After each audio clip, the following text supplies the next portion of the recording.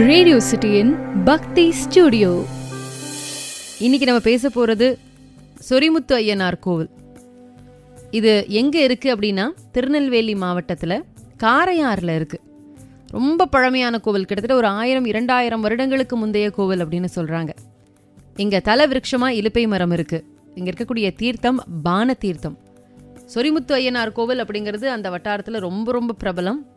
அதுவும் இந்த சொரிமுத்து ஐயனார் கோவில்ல ஒவ்வொரு வருஷமும் இந்த ஆடி அமாவாசை அன்னைக்கெல்லாம் நடக்கக்கூடிய அந்த விசேஷமான பூஜை அப்படிங்கிறது எங்கெங்கிருந்தோ மக்கள் எல்லாம் வந்து அந்த பூஜையில கலந்துப்பாங்க. கார்த்திகை மாதம் ஐயப்பன் மாதம் அப்படிங்கிறதுனால ஐயப்பன் கோவிலை பற்றியெல்லாம் பேசிக்கிட்டு இருக்கோம். ஒவ்வொரு சிறப்பான ஐயப்பன் கோவிலை பற்றியும் ஒவ்வொரு நாளும் நம்ம பேசிட்டு இருக்கோம் இல்லையா. இன்னைக்கு திருநெல்வேலி மாவட்டம் காரையாறுல இருக்கக்கூடிய சொரிமுத்து ஐயனார் கோவில்.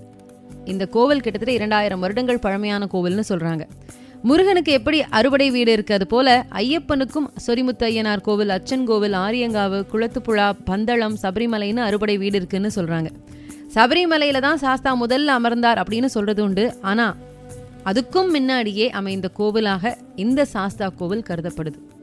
இங்க இருக்கக்கூடிய சாஸ்தா இடது காலை மட்டும் குத்துக்காலிட்டு வலது காலை தொங்க விட்டபடி கொஞ்சம் இடது புறமா திரும்பி இருக்கார். இவருக்கு எதிர்க்க ஒரே பீடத்துல நந்தி, யானை, குதிரை வாகனங்கள் எல்லாம் இருக்கு. இவருடைய சன்னதியிலேயே சப்த கன்னியர்கள் இருக்கிறதும், முன் மண்டபத்தில் இருக்கக்கூடிய பைரவருக்கு எதிர்க்க நாய் வாகனம் இருக்கிறதும் ரொம்ப விசேஷமான அம்சம் அப்படின்னு சொல்றாங்க. 2000 வருடத்திற்கு முந்தைய கோவில். சபரிமலைக்கும் முன்னாடி இந்த கோவில் இருக்கு அப்படின்னு நம்ம சில வரலாறெல்லாம் சொல்லக்கூடியதா பேசினோம் இல்லையா.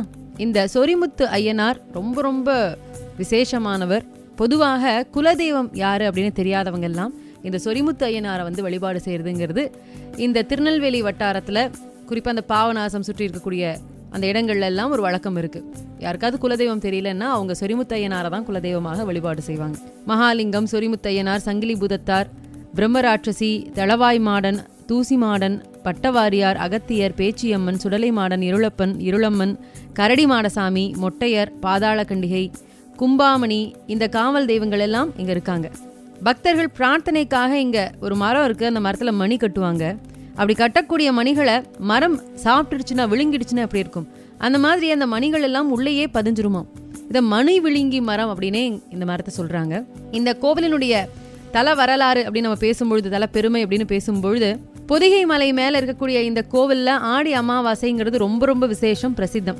இங்க சாஸ்தா சொரிமுத்து ஐயனார்ங்கிற பெயர்ல பூர்ண புஷ்கலா தேவியோடு அருள்பாலிக்கிறார்.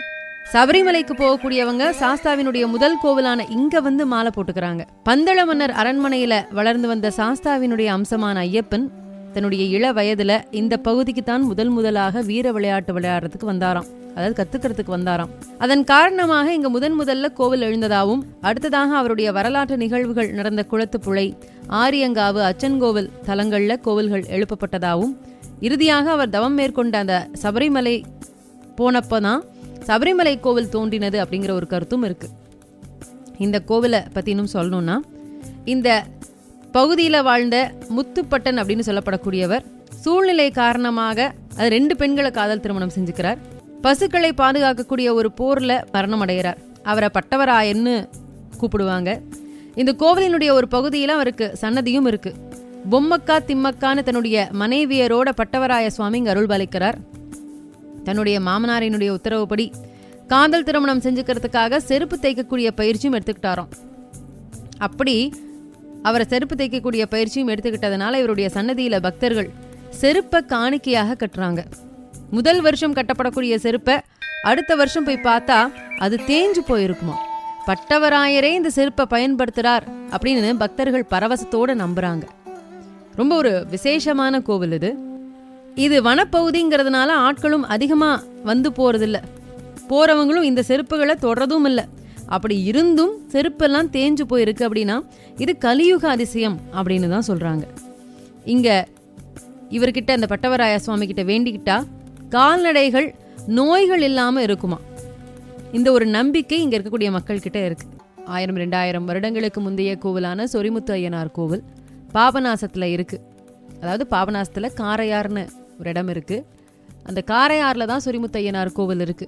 வனப்பகுதியில் இருக்கக்கூடிய கோவில், அதனால பெரிய அளவில் ஆள் நடமாட்டம் இருக்காது. விசேஷ நாட்கள்ல ரொம்ப அதிக அளவில் மக்கள் வந்துட்டு போவாங்க. ஏன்னா ரொம்ப விசேஷமான கோவில் இது. பொதுவாக ஆடி அமாவாசை அப்போ இங்கே பக்தர்கள் வந்து பூக்குழி இறங்கி இந்த சொரிமுத்து ஐயனார்கிட்ட தான் வேண்டிக்கிட்டதை அவர் நடத்தி கொடுத்ததற்காக நேர்த்தி கடனாக செலுத்தக்கூடிய வழக்கம் உண்டு.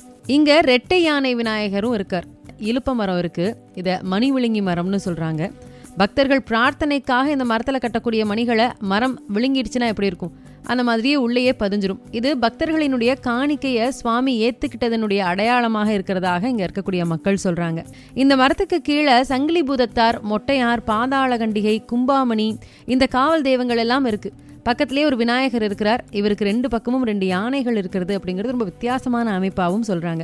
ரொம்ப விசேஷமான விநாயகர் இவர் அப்படின்னு சொல்றாங்க. இங்க சிறப்பான நாட்கள் அப்படின்னு சொல்லும் பொழுது ஆடி அமாவாசை இங்க ரொம்ப ரொம்ப விசேஷம். அதே போல தை அமாவாசையும் கடைசி வெள்ளி பங்குனி உத்திரம் இந்த நாட்கள் எல்லாம் இங்க விசேஷ பூஜைகளும் திருவிழாக்களும் நடக்கும். சொரிமுத்து ஐயனார் கோவில் சபரிமலைக்கும் முந்தைய கோவில் அப்படிங்கிற ஒரு வரலாற்று செய்தியும் உண்டு. இந்த கோவில் திருநெல்வேலி மாவட்டம் பாவநாசத்தில் இருக்கக்கூடிய காரையாறில் அமைஞ்சிருக்கு அப்படின்னும், வனப்பகுதியில் அமைஞ்சிருக்க கோவில் அப்படிங்கிறதுனால விசேஷமான நாட்களில் பக்தர்கள் கூட்டம் ரொம்ப அதிகமாக இருக்கும். குறிப்பாக ஆடி அமாவாசை, தை அமாவாசை, பங்குனி உத்திரம், கடைசி வெள்ளி இந்த நாட்கள் எல்லாம் ரொம்ப ரொம்ப அதிகமான பக்தர் இங்கே வந்துட்டு போவாங்க அப்படின்னு பேசினோம் இல்லையா. வேண்டிய வரத்தை அருளக்கூடியவர் இந்த சொரிமுத்து ஐயனார். நீங்களும் இந்த திருநெல்வேலி பக்கமாக போகும்போது சொரிமுத்து ஐயனார் கோவிலை நிச்சயமாக தரிசனம் பண்ணிட்டு வாங்க. ரேடியோ சிட்டியின் பக்தி ஸ்டுடியோ.